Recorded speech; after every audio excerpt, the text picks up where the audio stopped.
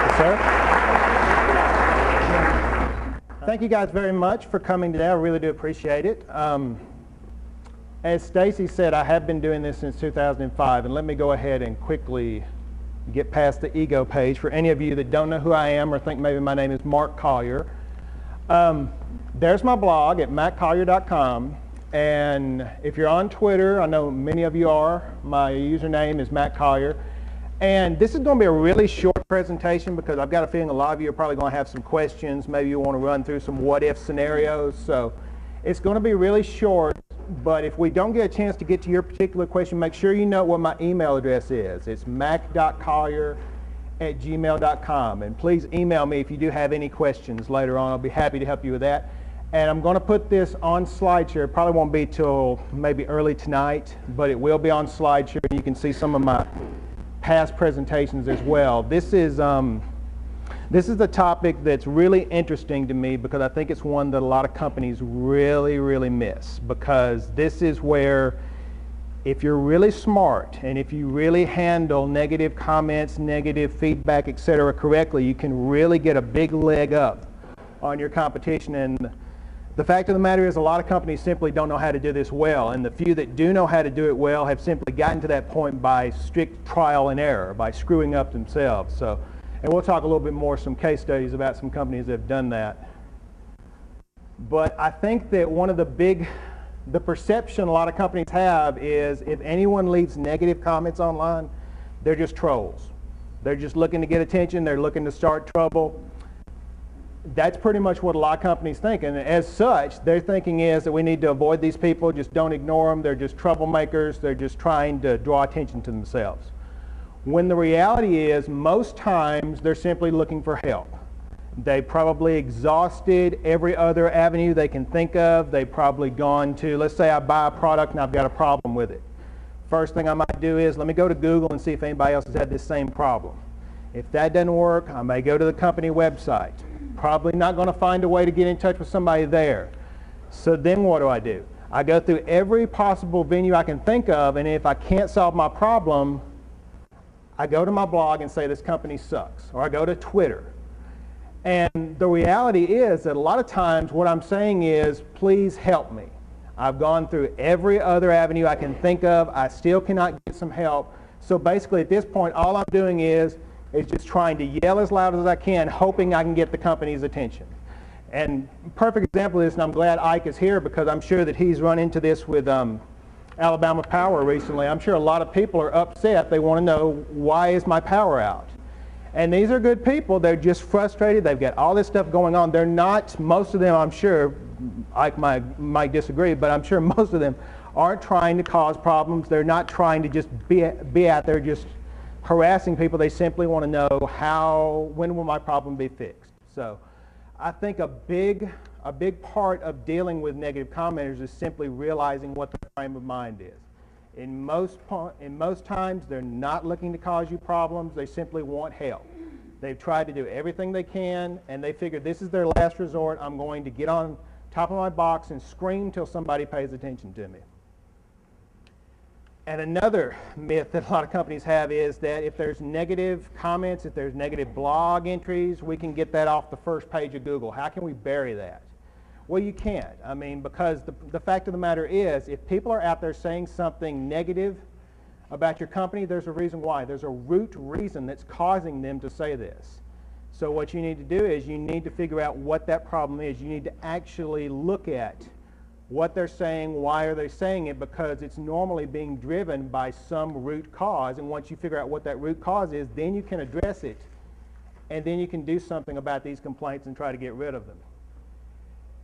And this is a study that Harris did over the holiday season, and they were looking at people that complained online about their holiday purchases, and they found that when a customer received a response from a company after posting negative feedback, 33% of the time they would then post a positive review, and 34% of the time they would actually delete the negative review they had first left. This really points to the value of engaging with these people. It's not about ignoring them. It's not about thinking that, well, if we don't address it, then it doesn't exist. It's still out there. And the thing about it is, if you will respond and if you respond correctly, most times you'll not only get that person to go back and post a positive review, or they may even delete that negative review that they started it all. If you handle negative review correctly, negative feedback correctly, you can often convert a ranter into a raver. I was talking to Richard Benhammer at Dell, and he was telling me about how Dell started using social media, and this was 2006. And basically all they had available to them was one day Michael Dell just sent out a company edict that, hey, we're going to start using social media. Our customers are using social media, so we're going to start using it. So that was it. And all they had to do at that point, well, this is 2006, all they really had available to them was Technorati. They'd go to Technorati and they would look for company mentions, and then once they found a flag where a blogger had mentioned Dell, they'd go check out the post. That was pretty much as sophisticated as it got. And Richard was saying that he didn't really buy into this whole social media. This kind of seems like a waste of time for me. Why am I doing this? And one day there was someone, this was right after Dell had its problems with the laptop where they were the batteries were catching on fire. And there was a blogger that had written a post about Dell, just basically ripping them 5 ways from Sunday, saying this was ridiculous, that you could buy a product from Dell that could literally catch fire. And Richard found this post, and after he found, by the time he found it, his colleague John Pope had already found the post as well. He had gone and he had responded to her because basically she was saying that this is ridiculous that this would happen. Dell is this huge company. They don't care. They'll never respond. I know that, but I've just got to get this out of my system. Like 5 minutes later, John Pope at Dell had found that post. He had gone in. He had left a comment. He had responded. He had told her exactly what was happening. He had told her that, hey, this is actually Sony batteries that we've been buying from Sony. They're catching on fire. Here's where you can go and check out our official recall statement or whatever it was. He basically gave her all the information she would need to know exactly what was happening, why it was happening, and what the next steps were. When this blogger got that, she immediately went back and, just like we were talking about in the study results, she went back and edited her post and completely changed it and said that, hey, I wrote this negative post about Dell, but guess what? Look at this. They came and left a comment. They responded. I like Dell, and guess what? This isn't even Dell's battery that's doing this. These are Sony batteries. So basically she flipped now. I'm after Sony now because now I know it's Sony that's doing this. But Richard said that that was the light bulb moment for him, because before they arrived there, this was a person that was basically ripping them to shreds. But when they jumped in and interacted and responded and told them what the situation was, her tone completely flipped.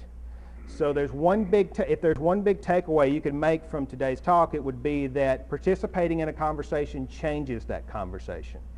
By jumping in and actually talking to this customer and letting them know, hey, we hear what you're saying, we apologize, here's exactly what's saying. He basically walked in and told them, this is what's happening and here's what's going to happen next. Here's how we're going to solve your problem.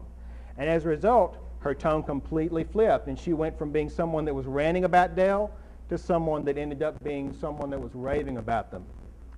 And something else that Dell did, I was lucky enough to work with them on this last summer, is that they identified 15 customers online that were having problems with Dell products. They were angry with Dell's customer service, whatever. They basically identified 15 people that had problems with Dell, but they were also had a certain level of influence in social media. They had a certain level of readership, etc. They brought them all into their headquarters at Round Rock, Texas, and set them down for a day and basically said, you're going to tell us why we suck for the next 8 hours. And that's basically what it was. And it was my role. I didn't really do a lot with them. They basically planned out everything. I was there to moderate and facilitate the discussion, but as part of that, I was able to watch these people. When they first arrived that morning, there were a lot of people doing this, arms crossed, this is a joke, they're not listening, they're doing this as a PR stunt. And at 8:05, when the Dell people were there and they were basically said, let us have it, the floodgates open. You guys suck. Why is it that I call customer service, I'm rerouted to India, I can't understand these people, I shouldn't have to pay extra for US-based support, etc., etc., etc. But what happened was, as they were venting, Dale would come back and say, okay, based on what you're telling me, you're saying your problem is this. What if we took and changed this? Would that make you happy? And they were like, oh, okay, yeah. As the day went on, they realized that, guess what? This isn't a PR stunt. Dale's actually listening. They're actually taking notes. They're actually hearing my problem, and they're trying to give me a solution. So in the morning, they went from the arms were crossed, this is a joke, I'm just, to by the end of that day, I was talking to them, and they were basically telling me, you know what? They were all saying the same thing. They were saying, Mac, I don't hate Dale. I just want to see that they're going to listen to my problem. And you know what? After talking to them today, I think they're going to. The same thing had happened. They had pretty much flipped everybody. Well, not everybody. There were still a few people who were like, I'm not getting this. But most of the people that they interacted with, they went from in the morning time, they didn't like Dale, they weren't listening to them. By that afternoon, they'd spent the whole day talking to them, and they realized that Dale was listening to them. So by participating, interacting with them, they had more come around to Dale's point of view. They better understand what Dale's point of view was, and they appreciated the fact that Dale was making an effort to actually listen to them. So here are some basic steps for handling negative comments. First, respond and quickly. You need to be careful in what you're saying, but then again, at the same time, you can't take all week to say it. It's kind of, I know it's kind of a tightrope to walk. But the problem is that if someone's leaving a negative comment, if you wait too long, it's very easy for someone else to leave a negative comment. And then once you've got two people that are leaving a negative comment, it's a lot easier for that third person to get one. So if you find a negative comment online and you go have a team meeting for 2 hours because you want to decide the perfect way to respond to this, when you get out of that meeting, you could be having 12 negative comments to handle instead of one. So you need to respond quickly and realize that piling on can happen if you just let something go. If something happens at 5 p.m. on a Friday afternoon and you're going home for the weekend, guess what? You've given it 2 days to run rampant. When you do respond, make sure you identify what your role with the company is. This is a big one because what happens a lot of times is whenever there's a blogger, for example, and this has happened to me, there was I was writing a post about the social media campaign that Skittles did a couple of years ago. And I wasn't really negative about it, but I had a few criticisms. And most of the readers that were commenting, they were saying pretty much that they agreed with my stance. And then suddenly, somebody came in, they left an anonymous comment, and they were saying stuff like, Mac, you don't understand what the positioning is with this particular campaign. This particular campaign is leveraged in such a way that it's helping Skittles do blah, blah, blah. I'm sitting there thinking, that sounds like agency speak to me. And I went and looked at my server logs, and at exactly the second when that anonymous comment went in, someone visited my site from agency.com. And guess who was handling that campaign for Skittles? Agency.com.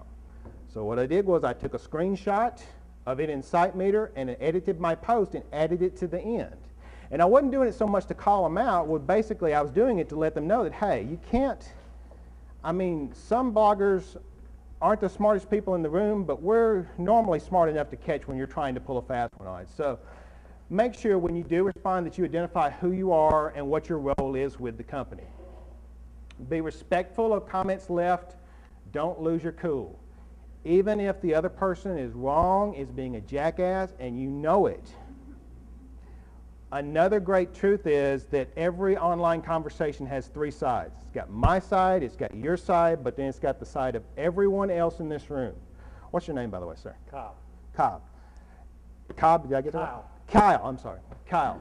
Let's say that I'm just being a jerk to Kyle. I'm just sitting there, I'm telling him, I'm just going on, and Kyle's being a gentleman.